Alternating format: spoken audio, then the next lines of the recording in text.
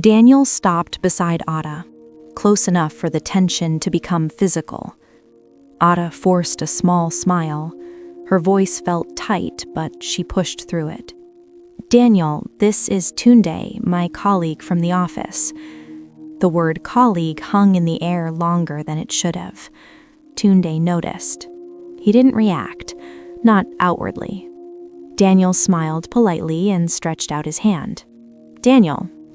Tunde looked at the hand for a brief second, then took it. Firm handshake. Measured. Controlled. "Tunde." It should have ended there, a normal introduction, an awkward moment managed, but something shifted. Subtle. Instant. Tunde's eyes narrowed slightly, just for a second. That name, Daniel. His mind moved quickly, too quickly. "Daniel," he repeated slowly. Then, "What's your surname?" Ada blinked. That question wasn't expected. Daniel answered easily. "Adebayo." Silence, but not the same silence. This one clicked. Tunde leaned back slightly. His expression changed. Not hurt, not anger. Recognition. "Adebayo," he said under his breath. Then he looked at him again, more carefully this time. "Is your father the MD of Adebayo Holdings?" Ada's heart skipped. Daniel gave a small nod. "Yes. Why?" And just like that, everything changed. The restaurant didn't feel the same anymore. The tension shifted. The story shifted. Tunde's posture straightened. His eyes sharpened. The emotional weight that had been sitting on his chest moments ago moved, replaced. "I've been trying to get your company's account for months," he said, almost half laughing in disbelief. "We've sent proposals, emails, no response." Ada stared at him, confused. This wasn't the reaction she expected. Not at all. Daniel raised a brow slightly, interested now. "Really?" Tunde nodded, now fully in a different mode. "Yes, it's a major account, multi-billion-naira turnover." A small pause, then with a slight smile, "Didn't expect to meet you like this." Ada felt something twist inside her chest, something uncomfortable, something she couldn't quite name, because just minutes ago, this man was asking her about her aunt. Now, he was talking business. Daniel glanced briefly at Ada, then back at Tunde. "Well, I guess life has a sense of humor." Tunde chuckled lightly, but there was intention behind it now. Focus. "Maybe we should talk properly sometime," Tunde added. "I can walk you through what we're offering." Ada blinked, slowly. This was happening too fast. Daniel nodded, calm, open. "Sure, I'm open to that." And just like that, an opportunity was born, right in the middle of a lie. Ada exhaled softly. Relief washed over her, heavy, immediate. The tension had shifted away from her. Her lie had escaped judgment, for now, but something else had replaced it. Tunde turned back to Ada briefly. Their eyes met, and in that moment, she saw it. Not anger, not heartbreak, conflict, because he knew what had just happened. He had felt the hurt, the disappointment, the quiet betrayal, and yet he had stepped away from it for an account.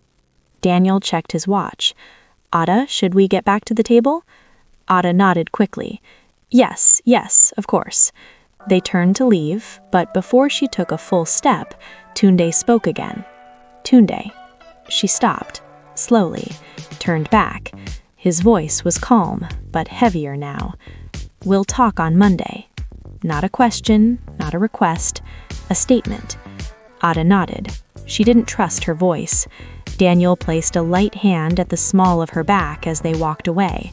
Subtle, possessive, unintentional, or maybe not. Tunde stood there, watching them return to their table. But this time, he wasn't watching as a man who had been lied to. He was watching as a man who had just made a choice, and he wasn't sure what it said about him. Behind him, his friends were buzzing. "Guy, billion-naira account, huh? You better not mess this up, oh. Forget that girl for now. Focus."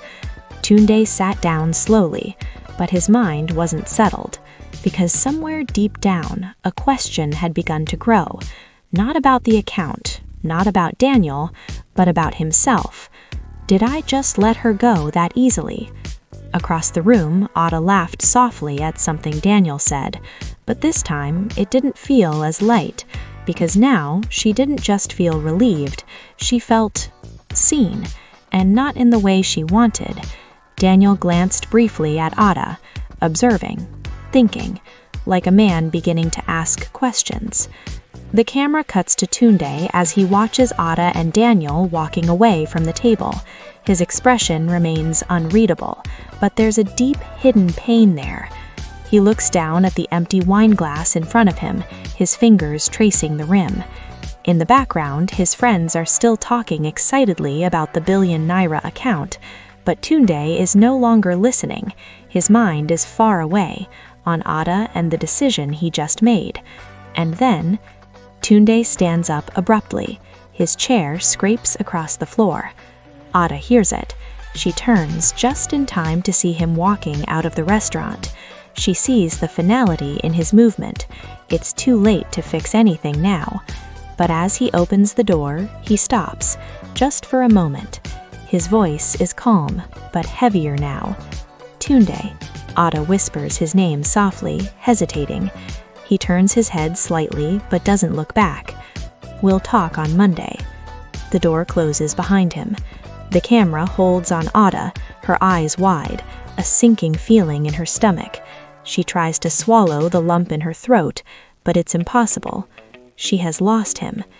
Sometimes the price of opportunity is not what you gain, but what you lose. Let's settle this right now. Did Tunde just level up, or did he just sell out his feelings? And Ada, is she confused or just being selfish? Drop your answer. A. Tunde did the right thing. B. Tunde messed up. C. Ada is the problem. Or D. Daniel knows more than he's showing. I'm reading every comment. Episode 4 will change everything.